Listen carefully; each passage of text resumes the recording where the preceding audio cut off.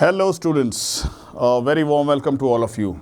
So, continuing ahead with our India-China conflict series, मैंने board पे 4 China के so called autonomous regions के नाम लिखे हैं. सो कॉल्ड इसलिए क्योंकि चाइना कहता है कि ये हमारे रीजन्स हैं, पर ये ऐसा है या नहीं वो हमें समझना पड़ेगा. That is subjective to our understanding and that is subjective to our research. तो आइए ज़रा रिसर्च करते हैं. अगर आपने मेरी इंडिया चाइना कॉन्फ्लिक्ट सीरीज़ की पहली वीडियो देखी है तो उसमें मैंने एक बात बोली थी that we are not just going to hit China, we are going to decimate them, we are going to hit them very badly. And the reason for that, जो रीज़न है जिसकी वजह से मैंने ये बात बोली थी, वो रीज़न ना तो हमारी आर्मी स्ट्रेंथ है, वो रीज़न ना तो हमारा स्ट्रॉन्ग डिप्लोमेटिक रिलेशंस है. वो रीज़न ये है कि चाइना अंदर से अपने आप में एक खोखली कंट्री है. चाइना अपने आप में एक अंदर से अपने बिजनेस के अलावा बहुत सारी ऐसी चीज़ें हैं जिसको उसने नेग्लेक्ट कर दिया है. वो चीज़ें क्या हैं? उनमें से कुछ चीज़ें हैं जो आपके बोर्ड पे अभी लिखी हुई है. इनको आप अपने एसएसबी में, अपने इंटरव्यूज़ में रेफ़र कर सकते हैं as ticking time bombs for China. These places, these regions are ticking time bombs for China and they can explode any time and they can cause a big time damage to China when they explode, if and when they do. So we will discuss it one by one in one video each.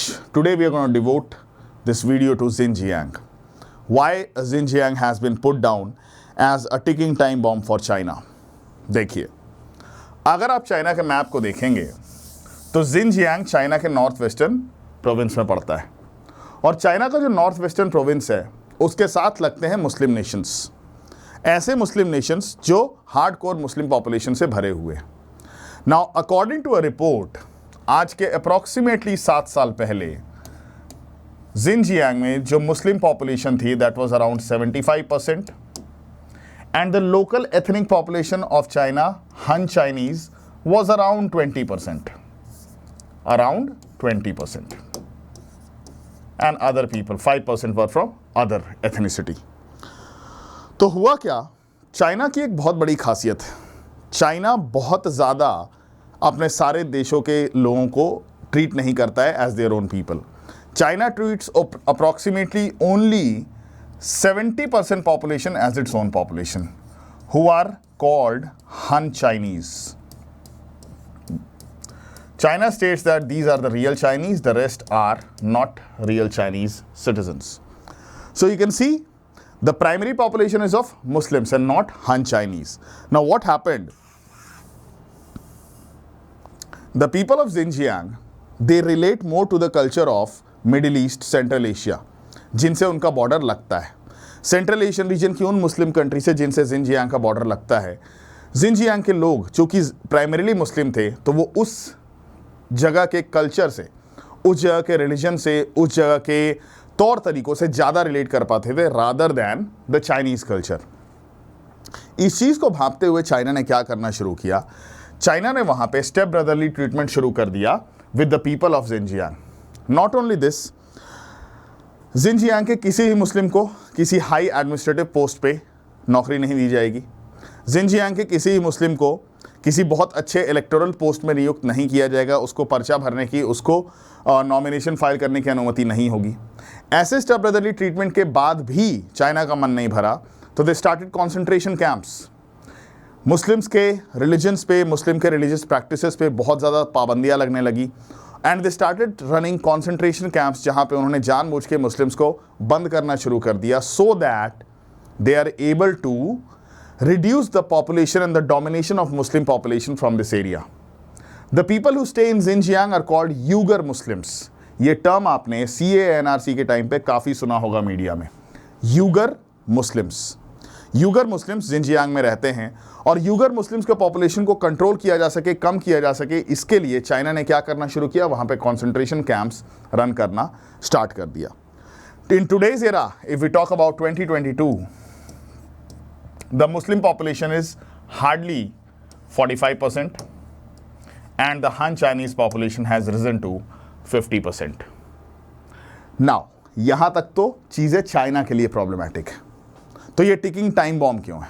आइए समझते हैं.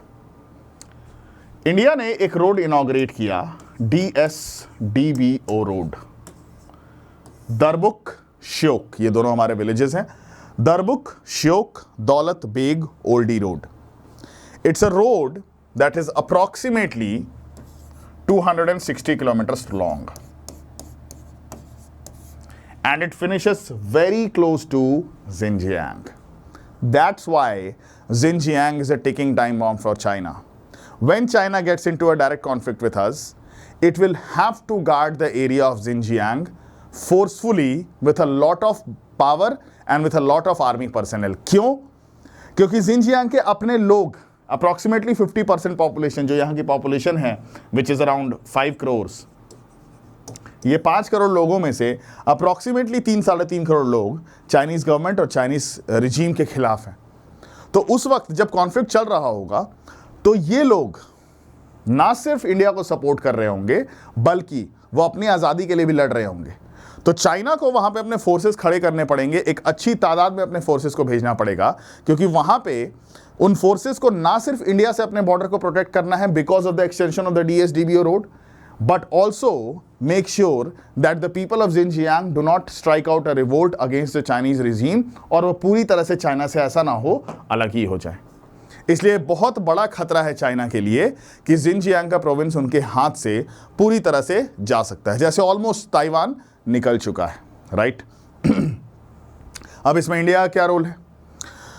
After the advent of the leadership in our country, border road organisations और border infrastructure पे हमने बहुत ज़्यादा investment, बहुत heavy investment शुरू कर दिया है. और उस हैवी इन्वेस्टमेंट के तहत ही हमने इस एरिया के आसपास की जो रोड्स हैं और जो कनेक्टिविटी है उसको बहुत स्ट्रॉन्ग कर लिया है.